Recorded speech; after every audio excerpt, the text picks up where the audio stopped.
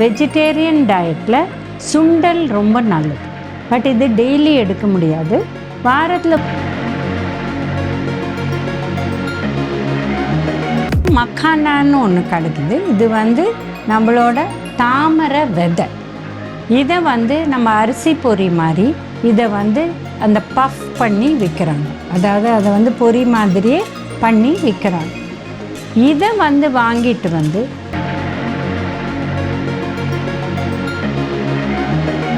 சக்கரை வியாதி இருக்கிறவங்க பாதாம் இல்லை வால்நட் இது 2 தாராளமாக சாப்பிட்லாம்.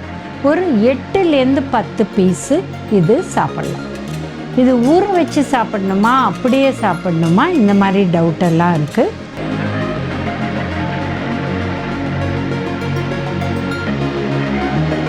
நார்த் இண்டியன்ஸ் பார்த்திங்கன்னா காண்ட்வின்னு ஒன்று பண்ணுவாங்க. இது மோரில் இந்த கடலை மாவை மிக்ஸ் பண்ணி இதை ஒரு ஷீட் மாதிரி போட்டு அதை சுற்றி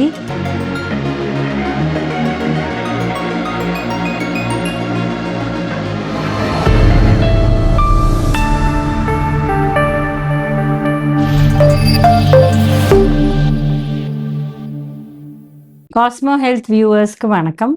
நம்ம டயபெட்டிஸ் ஸ்நாக்ஸை பற்றி பேச போகிறோம். டயபெட்டிஸ் இருக்கிறவங்க அடிக்கடி பசிக்கும் அவங்களுக்கு. ஸோ அதனால இந்த டைமில் அவங்க பிட்வீன் மீல்ஸில் என்ன எடுக்கலாம் அண்ட் அதனால சுகர் ஏறாத எப்படி இருக்கும், ஆனால் அவங்களுக்கு வயிறு ரொம்பணும். ஸோ இந்த மாதிரி விஷயம் நம்ம பேச போகிறோம். ஸோ இதில் பெஸ்ட்டு பார்த்தீங்கன்னா வெஜிடேரியன் டயட்டில் சுண்டல் ரொம்ப நல்லது. பட் இது டெய்லி எடுக்க முடியாது. வாரத்தில் 3 நாள் எடுக்கலாம்.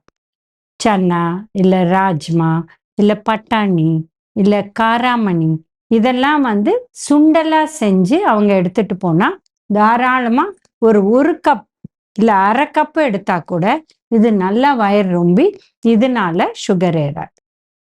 பன்னீரை வெறும்ன உப்பு மஞ்சப்பொடி காரப்பொடி போட்டு வீட்டில் செஞ்ச பன்னீர், டோன் மில்கில் செஞ்ச பன்னீரை இதை டைரெக்டாக நம்ம தோசைக்கல்ல வெறும்ன அந்த பன்னீரில் இருக்கிற கொழுப்பு சத்துலேயே அதை லைட்டாக வறுத்துட்டு அதை சூடாக சாப்பிட்டா இது வீட்டில் போய் 6 o'clock அவங்க வீட்டுக்கு போனோடனே தாராளமாக சாப்பிடலாம்.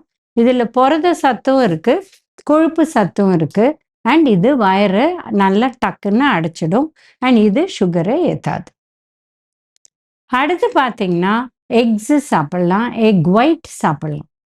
எக் எல்லோவோட நிறைய சாப்பிட வேண்டாம். பட் எக் ஒயிட்ஸ் டெஃபினட்டாக சாப்பிட்லாம். இதை பாயில் பண்ணி அதுலேயே ஒரு குட்டி ஸ்நாக் மாதிரி பண்ணி வெறும் சால்ட் பெப்பர் போட்டு இதை கூட சாப்பிட்லாம். இப்போ சாலட்ஸ் இது எப்போ வேணால் சாப்பிட்லாம். வெள்ளரிக்காய், கேப்சிகம் அதாவது கொடமிளகா, அப்புறம் அதுலேயே வெங்காயம், வேக வச்ச பட்டாணி போடலாம், இல்லை கொஞ்சம் மாதுளம் பழம் போடலாம், இல்லை கொய்யாப்பழம் பீசஸ் போடலாம், இல்லை ஆப்பிள் கொஞ்சமாக வெறும் ஒரு 1/4 பழம் கட் பண்ணி போடலாம். ஸோ இந்த மாதிரி ஒரு light sweet taste plus salad and அதுலேயே நட்ஸ் வேணா போட்டுக்கலாம். லைட்டாக உப்பு போட்டு இது கூட சாப்பிட்லாம். இது ஃபைபர் இருக்கிறதுனால அந்த வாட்டர் கண்டென்ட் இப்போ கியூக்கம்பரில் வெள்ளரிக்காயில் நிறைய இருக்கிறதுனால இது அவங்களுக்கு நல்ல பெனிஃபிட் கிடைக்கும். அண்ட் இது ஹெல்த்தி கூட. இது சாப்பிட்டா வித்தின் 1.5 hours 2 hours பசிக்கும்.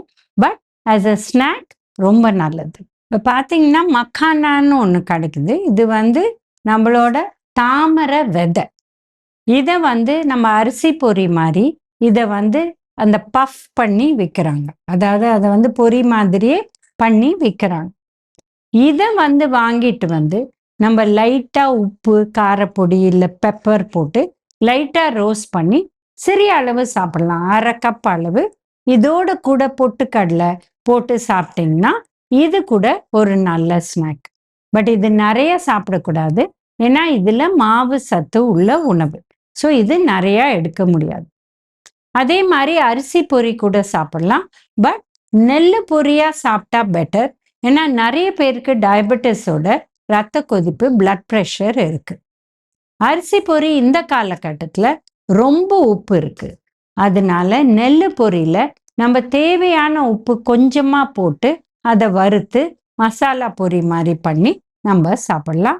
எண்ணெய் ரொம்ப குறைவா போட்டு வீட்டிலேயே செஞ்சு நம்ம பண்ணலாம். இது கூட நிலக்கடலை இல்லை இந்த பொட்டுக்கடலை, உடச்ச கடலை இதெல்லாம் போட்டோம்னா இது கூட நம்மளுக்கு இந்த புரோட்டீன் இருக்கிறதுனால இது சுகரே ஏத்தாத பண்ணும். இப்போ நட்ஸ் சாப்பிடலாம். இப்போ சக்கரை வியாதி இருக்கிறவங்க பாதாம் இல்லை வால்நட் இது 2 தாராளமாக சாப்பிடலாம்.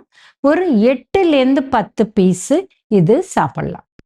இது ஊற வச்சு சாப்பிடணுமா அப்படியே சாப்பிடணுமா இந்த மாதிரி டவுட் எல்லாம் இருக்கு. யாருக்கு டைஜஸ்ட் ஆகலையோ அவங்க ஊற வச்சு சாப்பிடலாம், இல்லைன்னா பச்சையாகவே சாப்பிடலாம், ப்ராப்ளம் இல்லை. பட் அதுலேயே உப்பு போட்டு ரோஸ்ட் பண்ணி இல்லை இந்த மாதிரி ஜாகரி போட்டு ஹனி போட்டு விற்கிறாங்க, இதெல்லாம் வேண்டாம். ஜஸ்ட் ரா நட்ஸு ஒன்றா சோக் பண்ணி சாப்பிடலாம், இல்லை அப்படியே சாப்பிடலாம். அடுத்து பார்த்தீங்கன்னா சீட்ஸில் சியா சீட்ஸ், சப்ஜா சீட்ஸ் ரெண்டுமே ஊற வச்சு தான் சாப்பிடணும், டைரெக்டாக சாப்பிடக்கூடாது. மற்ற சீட்ஸ் எல்லாம் அப்படியே பச்சையாக சாப்பிடலாம். இப்போ பார்த்தீங்கன்னா வாட்டர்மெலன் சீடு இல்லை சன்ஃப்ளவர் சீடு, நம்மளோட வெள்ளரிக்காய் விதை, இந்த மாதிரி பல விதை கிடைக்குது, பூஷ்ணிக்காய் விதை, இது எல்லாமே சாப்பிடலாம், ஒன்றுமே ப்ராப்ளம் கிடையாது. பட் இதை நீங்கள் பச்சையாக வாங்கி வேணா வீட்டில் சாப்பிட்றதுக்கு முன்னாடி லைட்டாக ரோஸ்ட் பண்ணி சாப்பிடலாம். இந்த ரோஸ்ட் பண்ணி வைக்கிறதுல என்ன ப்ராப்ளம்னா, ரொம்ப நாள் முன்னாடி ரோஸ்ட் பண்ணிட்டாங்கன்னா அதில் இருக்கிற அந்த நல்ல கொழுப்பு சத்து மாறிடும். அண்ட் உப்பு போட்டு அவங்க ரோஸ்ட் பண்ணி வைக்கிறாங்கன்னா உங்களுக்கு ரத்த கொதிப்பும் இருக்குன்னா அது சாப்பிட முடியாது. ஸோ இந்த மாதிரி பல வித ஸ்நாக்ஸ் நம்ம யூஸ் பண்ணி சாப்பிடலாம். இப்போ இன்னொன்று பார்த்தீங்கன்னா ஸ்டீம்டு ஐட்டம்ஸ். இப்போது நம்ம கடலை மாவில் பக்கோடா மாதிரி பண்ணுறதுக்கு பதில் நம்ம இதுலேயே ஏதாவது ஒரு ஸ்டீம்டு ஐட்டம் நம்ம பண்ணி, இப்போ டோக்லா மாதிரி ஆனால் சர்க்கரை போடாத இது பண்ணி சாப்பிட்டோம்னா இது கூட ஹெல்த்தி தான். ஏன்னா கடலை மாவு, கடலை பருப்புங்கிறது இது கூட டயபெட்டிஸ், சுகர் கண்ட்ரோலுக்கு ரொம்ப நல்லது. இப்போ நார்த் இண்டியன்ஸ் பார்த்தீங்கன்னா காண்ட்வின்னு ஒன்று பண்ணுவாங்க. இது மோரில் இந்த கடலை மாவை மிக்ஸ் பண்ணி இதை ஒரு ஷீட் மாதிரி போட்டு அதை சுற்றி அதை ஸ்டீம் பண்ணி அது பண்ணுவாங்க. அது கூட நல்லது, ஏன்னா கடலை மாவு ரொம்ப நல்லது.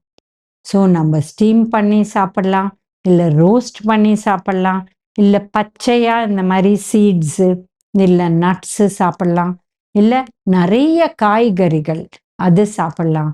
இந்த மாதிரி நம்ம சாப்பிட்டு ஹெல்த்தி ஸ்நாக்ஸாக சாப்பிட்டோம்னா நம்மளுக்கு ஒரு ஸ்நாக்கும் கிடைக்கும். அதே டைமில் நம்மளுக்கு அது சுகர் வேல்யூவை ஏற்றாது. ஸோ இந்த மாதிரி பண்ணி நம்ம ஹெல்த்தியாக இருக்கலாம். இப்போ உப்பு கடலைன்னு ஒன்று கிடைக்குது. இது நம்மளோட முக்கடலையை தோலோட அப்படியே ரோஸ்ட் பண்ணி மேலே கருப்பாக தோல் இருக்கும், உள்ளே அந்த கடலை இருக்கும். இது தாராளமாக சாப்பிடலாம். பட் யாருக்கு ரத்த கொதிப்பு இருக்கோ இது நிறையா சாப்பிட முடியாது, அவங்க உடச்ச கடலையாக சாப்பிடலாம். பட் இந்த பெனிஃபிட் என்னென்னா அந்த தோலோட சாப்பிட்றதுல அந்த நார் சத்தும் நம்மளுக்கு கிடைக்குது. ஆனால் உடச்ச கடலையில் அந்த தோல் இல்லை. பட் யாருக்கு ரத்த கொதிப்பு இருக்கோ அவங்க உப்பு கடலை சாப்பிட முடியாது. பட் டயபெட்டிஸ்க்கு உப்பு கடலை ரொம்ப நல்லது. அவங்களுக்கு யாருக்கு ரத்த கொதிப்பு இல்லையோ டெஃபினட்டாக இதை சாப்பிடலாம், தோலோட சாப்பிடலாம், தோல் எடுக்க வேண்டாம். அதே மாதிரி வேர்க்கடலை கூட சிறிய அளவு சாப்பிட்றது, தோலோட சாப்பிட்றது பெட்டர். ஏன்னா அந்த நார் சத்தும் நம்மளுக்கு ஹெல்ப் ஆகும். சில இடத்துல பச்சை பயிரை கூட ரோஸ்ட் பண்ணி விற்கிறாங்க, அது கூட சாப்பிடலாம், தோலோட இருக்கிறதுனால அதுவும் நல்லது. டயபெட்டிஸ் இருக்கிறவங்க என்ன ஸ்நாக்ஸ் எடுக்கலாங்கிறத பற்றி பார்த்தோம். இதே மாதிரி இன்னொரு வீடியோவில் உங்களை மீட் பண்ணுறோம்.